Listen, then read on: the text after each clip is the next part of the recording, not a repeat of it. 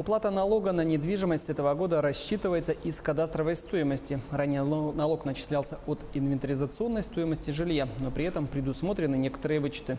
Так, с комнаты вычет составит 10 квадратных метров, для квартиры 20, а для жилого дома вычет будет составлять 50 квадратных метров. Если гражданин не согласен с порядком расчета кадастровой стоимости, то он должен обратиться в Росреестр.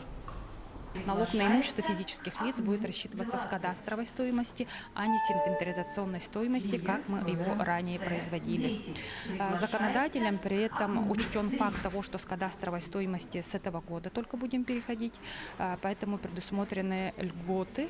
Расчет налога мы начнем производить с июля месяца, и осенью текущего года граждане начнут получать квитанцию на уплату налогов. Квитанцию на уплату налогов, те, которые зарегистрированы в сервисе «Личный кабинет налогоплательщика», они получат только через данный сервис, через орган почтовой связи квитанции не уйдут.